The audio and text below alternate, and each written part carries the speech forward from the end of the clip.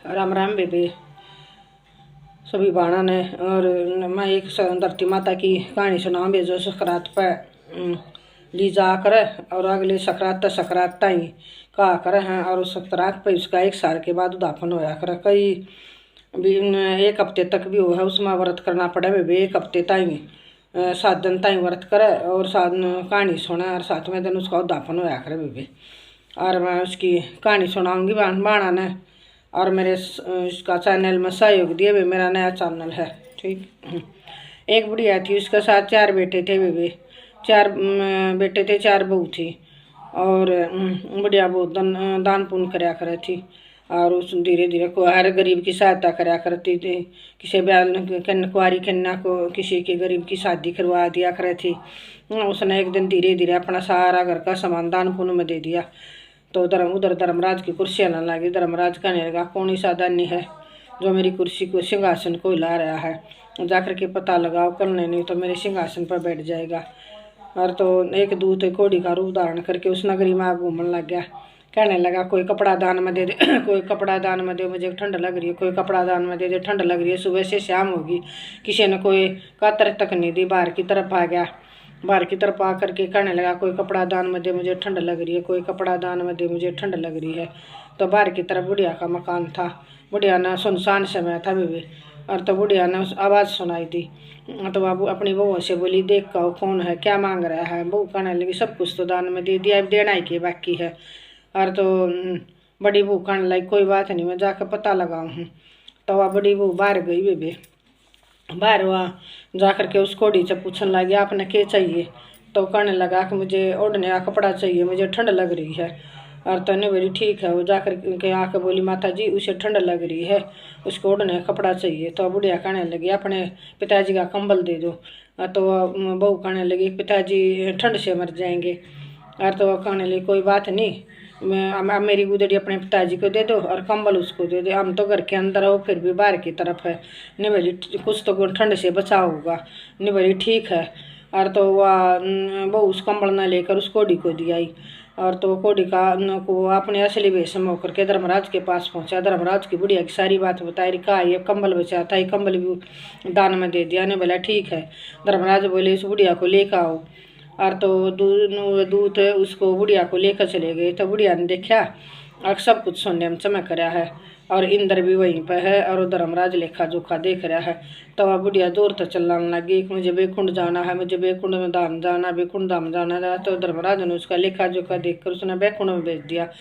तब उसने जा करके उसने बेकुंड में बुढ़िया ने देखा तो सब कुछ पानी पानी नजर आया। उसने कहीं पैर रखने की जगह नहीं दिखाई दी। वे घर वापिस धर्मराज के पास आ गई। वह धर्मराज के आकर फिर चिल्लाने लगी, जोर जोर से फिर चिल्लाने लगी। तो धर्मराज कहने लगे, बुढ़िया माता आपने सबके लिए सब कुछ दान पुण्य किया, लेकिन धरती माता के लिए कुछ दान पुण्य नहीं करा। और तो इसलिए धरती माता ने तो आपको बेकुंड में 2 पग रखने की जगह नहीं दी। तो वह हाथ जोड़कर प्रार्थना करने लगी बुढ़िया, ये धर्मराज महाराज इस उनकी विधि बताओ। तो धर्मराज महाराज कहने लगे कि 1 हफ्ते तक धरती माता का व्रत कर और लाल कपड़ा बचाकर पीपल के नीचे धरती माता की किसी पंडित से कहानी सुनो। और हर 7वें दिन व्रत का उद्यापन करो और पंडित को दान दक्षिणा, धरती माता को लाल कपड़ा में लपेट कर पीपल के नीचे मिट्टी खोद कर दक्षिणा दो। और कहो, धरती माता मैंने आपको 2 पग रखने की जगह दी है, दे दो। तो ने बोला ठीक है। धर्मराज महाराज फिर प्रार्थना करने लगी, तो मेरे बहू बेटे मेरी देह को जला देंगे, मैं ऐसे धरती पर भटकती फिरूंगी, मुझे आप धरती पर भेज दो। तो वे उन्होंने धरती पर भेज दी। उसके बेटे रास्ते में अर्थी लेकर जा रहे थे। वो कहने लगी, बेटे कहाँ जा रहे हो। वो बोले, माता जी अभी तो हमने चलाई भी नहीं, अभी से तुम भूतनी बन गई। तो बोली, नहीं बेटा मुझे घर ले चलो। घर लेकर आ गए। घर लेकर बहू का लिए तो सब कुछ दान पुण्य करके गई थी, अभी फिर आ गई। तो बोली, ना मैंने कुछ दान पुण्य नहीं करा, मैं तो धर्मराज के कहने के अनुसार आई हूँ। और मैंने तो 1 हफ्ते तक धरती माता के व्रत करने हैं। लाल कपड़ा बिछाकर रोज पंडित से पीपल के नीचे बैठ कर कहानी सुनिए। 7वें दिन व्रत का उद्यापन करा, पंडित को दान दक्षिणा देना है और लाल कपड़ा में लपेट कर धरती माता को दक्षिणा दे रहा। मैं 8वें दिन चली जाऊँगी, दोबारा कभी नहीं आऊँगी।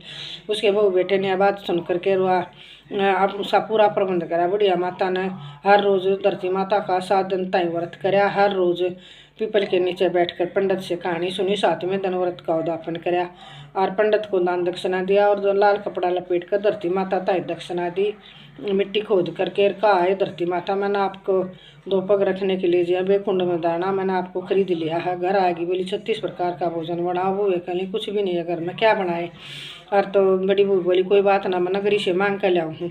तो बड़ी बहू नगरी में तो मांग कर लाई, 36 प्रकार का भोजन मांग कर लाई, बनाया और कहा माता जी भोजन करो। तो वह बोली ठीक है, सभी साथ में बैठ कर भोजन करेंगे। सब ने 36 प्रकार का भोजन साथ में बैठ कर कराया।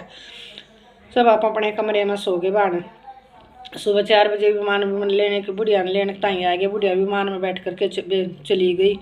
तो सुबह छोटी बहू उठ कर चाय बनाने लगी। वैसे कहने लगी कि देखो माता जी ने चाचू बना कहने लगी, देखो माता जी 36 प्रकार का भोजन खाकर कैसे आकड़ कर सो रही है। बड़ी बहू कहने लगी नहीं माता जी ने तो जाना था, वो चली गई होगी।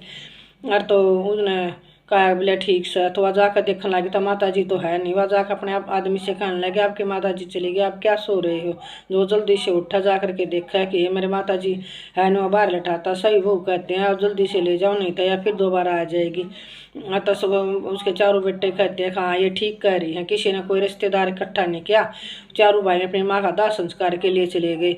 उधर पास पड़ोस के कहने लगा आज इनकी माता जी गुजरेगी, बड़े दुख की बात है। आज का चाय पानी का प्रबंध हम कर देते हैं, खान पीन का कल अपने आप कर लेंगे। उनमें से एक बूढ़ा पड़ोसी लगा कहना कि मैं चाय बनाता हूँ। अपनी औरत से कहने लगा इनके लिए चाय बनाओ। बोली ठीक है। और तो चारों भाई अपने माँ का दाह संस्कार करके घर आ जाते हैं। घर आकर के कपड़ा बिछा कर बैठ जाते हैं। बुढ़िया धर्मराज के पास पहुंची। धर्मराज कहते हैं बुढ़िया माता आपने बेकुंड में 2 पग रखने की जगह में लगी। और बुढ़िया माता कहती है धर्मराज महाराज मेरे आने के बाद मेरे बहू बेटे भूख से तड़प कर मर जाएंगे। मैंने सारा सामान दान पुण्य में दे दिया, थोड़ा सा हिस्सा मेरे बेटों को वापिस कर दो। धर्मराज कहने लगे बोले ठीक है।